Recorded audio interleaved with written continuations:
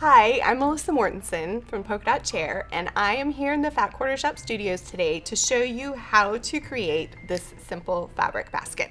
It looks complicated, but it's a really simple project. Great thing to hold notions. I have one on my table that I use to hold scraps of fabric as I cut. The first thing you need to do is you need to create your pattern piece, and it's really simple to do it. So I don't want you to think just because you have to make a pattern piece that you can't do it, but you can. So what you're going to do is you're going to start with a piece of fabric that is 16 inches across by 10.5 inches tall. So this box in particular, I want the wellies to be standing right up and down. So this fabric's directional, so it is important to know which way goes which. So the 10.5 inches is the height, and then the 16 inches is the width.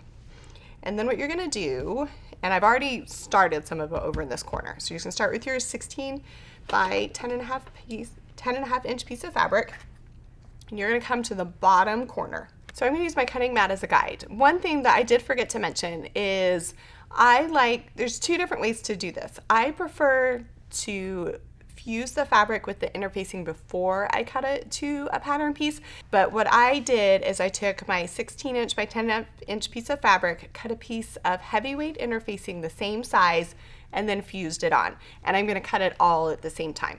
If you want to cut the interfacing separate, you can. It doesn't matter. I just think it's easier to do it this way. So I'm going to use my cutting mat as a guide, and I'm going to come over 4 inches and place a mark.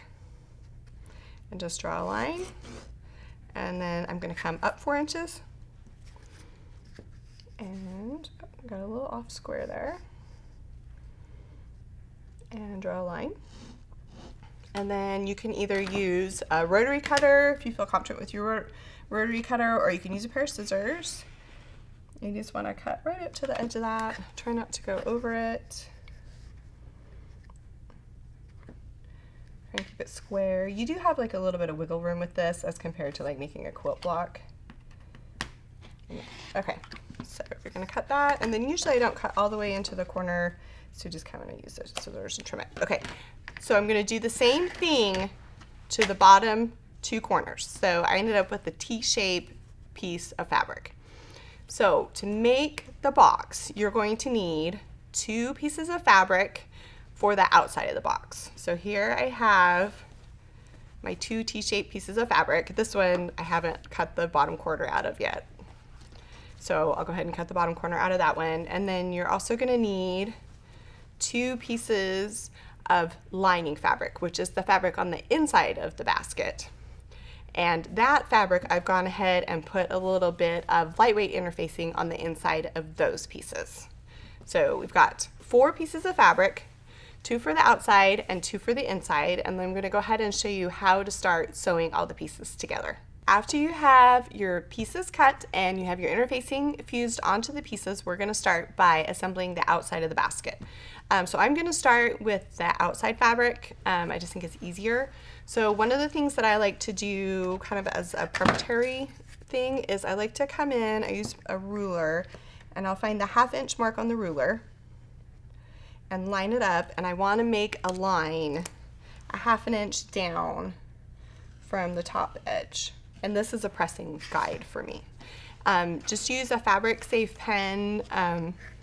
Don't use something like a Frixion that disappears with heat, because you're going to iron it and then you're going to lose your line. So I'm just going to use, this is an air pen, so it'll dissolve over time. Okay, so I've marked 1/2 inch down from the top. And then I'm going to take the 2 pieces and I'm going to pin them right sides facing. And you can use binding clips or you can use pins. I find when you start working with some of this heavier interfacing, I think it's a little bit easier to use a binding clip. So I'm going to go ahead and use a few clips, and I'm going to start by sewing the bottom. So this is the bottom of the basket. And I'm going to stitch with a 1/2 inch seam allowance. I'm going to use a 1/2 inch seam allowance for the whole basket. I'll stitch a little bit, and then I'm going to go ahead and lock my stitch or back stitch.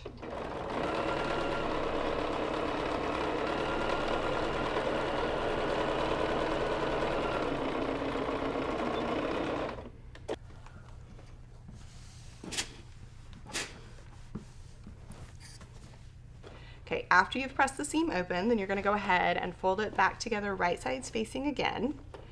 And we are going to stitch the 2 side seams.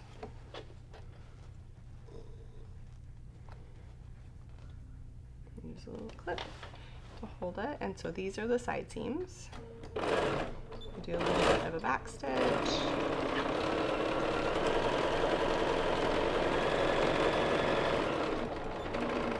Stitch all the way up, and then go ahead and do the same thing to the other side seam.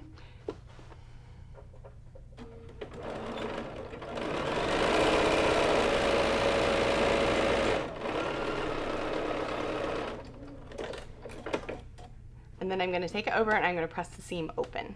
After you have stitched the 2 side seams, you're going to take it over to your iron and you're going to press the seam open on both sides. So you're kind of starting to get a little bit of the basket shape now. So what we need to do is we need to stitch the 2 bottom corners. So you're going to take the fabric and you are going to line it up along that bottom edge. You're going to get the seam allowances right on top of each other. So those seams are on top of each other, and then we're going to stitch along this edge again with a 1/2 inch seam allowance.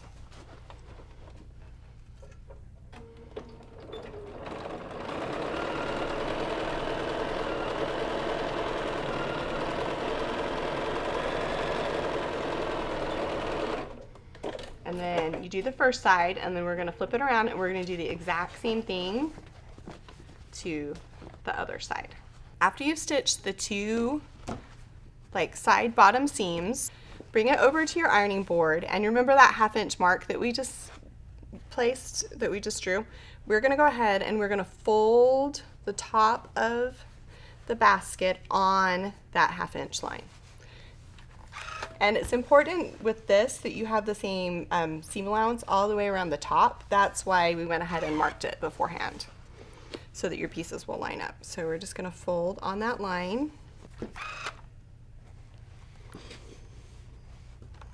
Okay, so you're just going to keep going around, press that, get it nice and crisp, and then after you get that seam nice and crisp, we're going to take the basket outside piece and we are going to turn it right side out.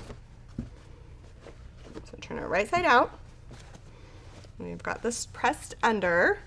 And then we're going to set this aside and we're going to do the exact same thing to the lining. None of it is going to be any different when you sew the lining pieces together. You have your outside of your basket stitched and you've got it right side out and the top edge pressed under.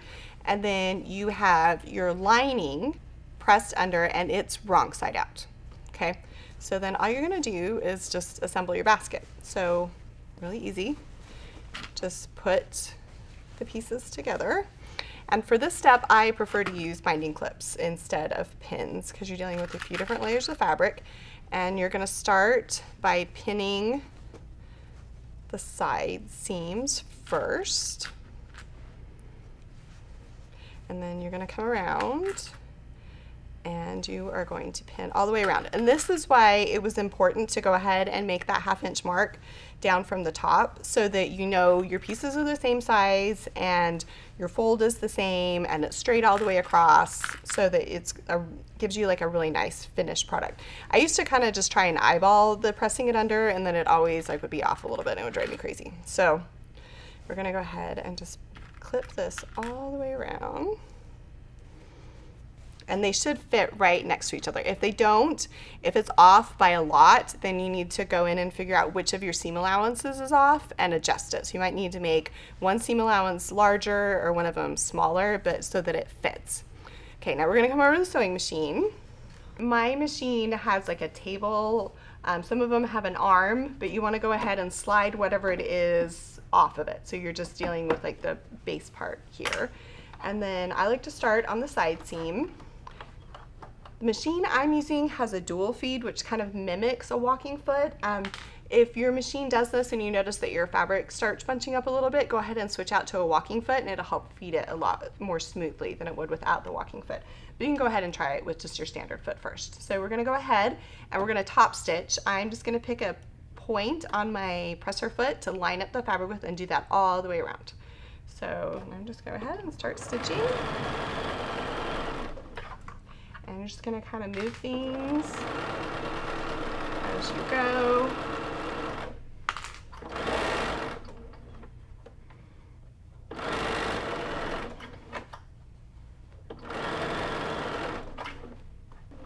Then you're just gonna keep stitching till you get back to where you started. Stitch a couple of stitches over, do a little back stitch and pull it off, and then I'm gonna show you how to finish it. So now this is what you have. You think it doesn't look like a basket, but we're gonna make it look like a basket now. So we're gonna do that with steam and with our iron. So I'm gonna come in here and I'm gonna press this in, get everything flat in there. Your lining's gonna be a little bit loose. That's just kind of how the nature of it. And then what we're gonna do is we're gonna use our iron to press it. So I'm gonna come here. This is where this corner should be, like that. And I'm just gonna come over here and I'm gonna hit it with a bunch of steam and really crease it. And that's where the heavyweight interfacing comes into play, because you're gonna crease it and it's gonna stay creased. So then we're gonna do that to all 4 corners on the top.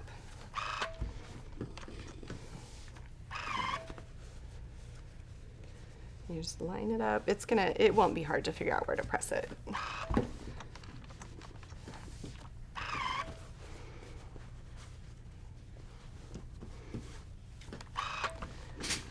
Okay, and then the last thing you want to do is you want to press the bottom. So I'm going to take it like this, just like this, and I'm going to go ahead and give it a crease right there.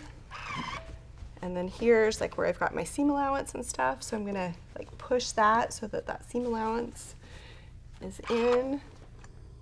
And then I'm going to steam it. So this is different than quilting. You can like really like manipulate your fabric, move your iron around, use steam. Fold it here. And then go ahead and do this last corner.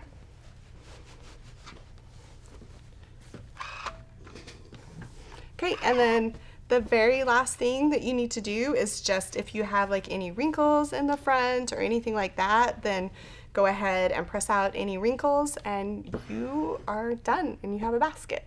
After you're done sewing it, go ahead, give it a good pressing, make sure you get all the wrinkles out, go ahead and get your seams in there nice and crisp. And I'll show you one of the ways that I like to use my basket is this size, and I will go ahead and tell you because I know you're gonna ask me how big the basket is when it's finished. So we're gonna go ahead and measure it. It is 9 inches by 6.5 by 5 inches tall, approximately. So that's how big it is.